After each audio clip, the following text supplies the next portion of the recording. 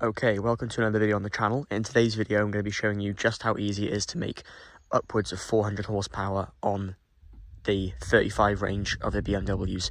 So this applies for the N135i, the 235, the 335, basically anything with a N55 in it with the electronic wastegate. So let's get into it. Let's just take a moment because I think the car is looking absolutely gorgeous today. The weather's awful, but the car is really well, I just love the way it looks. Anyway, this 235 has the electronic wastegate, the updated one, compared to, I'm pretty sure it's like the pneumatic wastegate before, which was a bit of a problem. It didn't really give you much tuning power-wise. So we're going to be talking about the electronic wastegate in this video. So let's get straight into it of what to do. Now, I know what you guys are going to say in the comments. The first thing I'm going to talk about is your preventative maintenance mods. Now, these are things you're going to want to do if you want to push the horsepower reliably. You can not do them, but then obviously you're going to suffer with reliability issues. This is very similar to the N54, which was before the N55, and that had its teething issues and problems too. And if you didn't get those issues sorted, it was an extremely unreliable car. If you got them sorted, it wasn't too bad. So, as I've talked about in loads of videos before regarding N55, you're going to want to do a few things which are going to set you back money-wise, but they are really worth it. So the first thing is your charge pipe.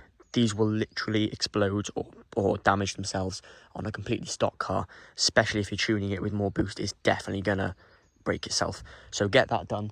You can get loads of them online from basically everywhere, and they're really easy to fit.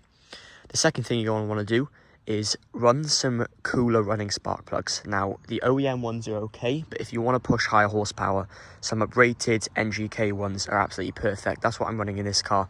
It just keeps the temperatures down, because if you're adding more air and if you're adding more fuel, the combustion chamber is going to get a lot hotter. So you want to be able to run some cooler plugs. Now, from the factory, these cars are about 332 horsepower. There are some lower horsepower variants, but mine was 332 from factory. Now, on a stage 1, you can do no modifications, would still recommend the charge pipe though, and you can run about 360 horsepower reliably. That can be done reliably, no issues at all, unless you have the charge pipe not done, which would always go. And this is something that is quite easily done. It just gives you a bit more play around with horsepower, an extra 30 ponies you can have, which isn't too bad. You can definitely feel it. Regarding if you want to push more, say 400, which is what the title of this video is going to be, you're going to want to obviously get some proper license tuning. Now, I would 100% recommend MHD. It's absolutely flawless in my eyes, and it is one of the best tuning softwares I think you can get for BMWs with the B58s, S58s, S55s, and N55s. Boot Mod 3 is pretty good, but obviously I think MHD just has the upper hand on it ever so slightly.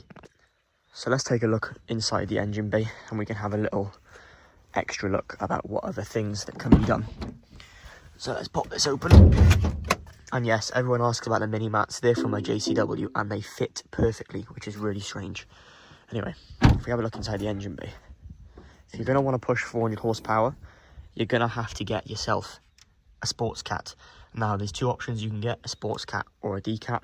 It's a bit of a pain to fit, but you're going to need that for the upgraded flow for obviously the exhaust fumes coming out. Now, the other thing, like I've spoken about before, is a charge pipe. Loads of videos on the channel if you want to see about that. You don't actually have to have an upgraded intercooler to run MHD stage 2 for the 400 horsepower.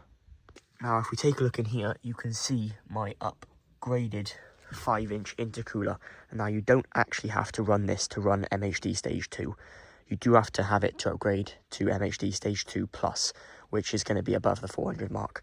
So all this will do is really decrease your intake temperatures, which are measured on that sensor just there, which measures the intake temperature before it goes into the intake manifold. So basically, the cooler the air, the colder the air, the denser it is, the more horsepower you can get. If those temperatures are creeping up too high, you're not going to get very good performance. It can pull timing back, and it can cause all sorts of issues to the engine. So you want to make sure, if you can afford it, to try and get an intercooler done. There's a video on the channel if you want to see this one that I fitted and how I fitted it. It's somewhere on the channel, so be sure to go and check that out. Now that you've done your things, spark plugs, charge pipe, intercooler, let's say, you don't actually have to do anything fuel-wise. The stock high-pressure fuel pump is good for about 420 horsepower. If you want to push more than that, you're going to have to upgrade it to either a Bosch one or the B58 TU one, which needs some modifications to make it fit. But you're going to have to do that if you want to push upwards of 420 brake. Now that you've done it, all the modifications, your preventative maintenance mods, you can now flash it to MHD Stage 2. And it's really that simple. That's all you need to do is kind of get 400 brake on these cars. They're really easy things to modify, especially with flashing. MHD makes it so easier. The other thing I'd recommend, the OEM one is pretty decent, but an upgraded one is just going to be the upper hand on it, is a better panel filter, or if you can afford it, a proper intake system. That will just help the airflow into the turbo be so much better than the OEM one. I've got an even Shree panel filter, but the stock one will work, but it's definitely recommended to get that done. But make sure you get your charge pipe done, because 100% that will fail. It'll just be a matter of time. Now, I got this car on the dyno before I fitted an upgraded intercooler, and I did run Stage 2, even though it wasn't necessary for me to have the intercooler. I wanted to see the results with the stock one. It pulled 399 horsepower on the dyno. A couple other runs, it started dropping to about 385, and the reason was because the intake temperatures were just getting too hot.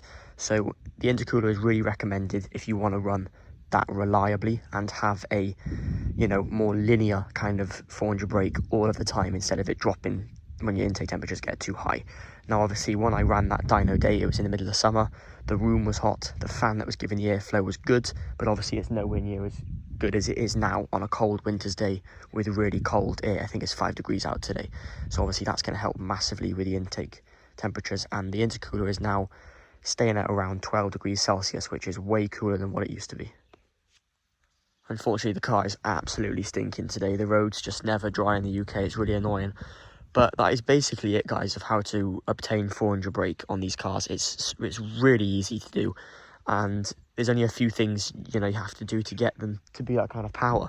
Obviously, as long as you do the preventative things which I've suggested you do, I definitely recommend doing that, because you don't want to be on the motorway and something going wrong. So let's just recap of what we talked about. There is one other thing I'll show you guys, but it isn't necessary. This here is my solenoid for my forge blow-off valve, which is all the way down there on the bottom of the turbo. Now, you don't have to have this, but it just makes the car sound cool, and it helps ever so slightly with performance, but it's not a necessary thing. That's just a pure thing. If you guys want to do that, you can. So to recap, charge pipe, get that done, get some cooler spark plugs. You don't have to touch anything with the coils at all. Run decent oil in it. Don't go for your Halfords oil. Don't put that in the car. It's not going to do it any good, especially on the N55s that suffer from these rod bearing issues. Regular oil and decent oil in the car is the only way you want to go, and a branded filter. Go for an OEM one, or like a MAN one or something, not some cheap eBay crap. So that's what you want to do. The intercooler will definitely help with in the summertime for keeping the intake temps down. I'd definitely recommend that. And obviously the MHD. Now, you can just buy the smaller version of MHD, not the super license, but if you want to alter it to flash it back to stock, run a stage 1 plus, stage 2 plus, stage 2 high pressure fuel pump, and then you can go for the pure stage 2 turbos if you get them, then I'd definitely recommend forking out the £600 for it. And the adapter is really good. Obviously, you would pay that to have a custom map done on a dyno, however, you can't change any settings on it. So MHD definitely the way to go. If you guys fancy it, get your car on a dyno to see the power. I'll be getting this on the dyno in the next couple of months or two to see what it pushes with the upgraded intercooler. But that's basically it. If you guys have any questions at all, be sure to leave them down in the comments, and give the video a thumbs up if you found it useful and enjoyed it.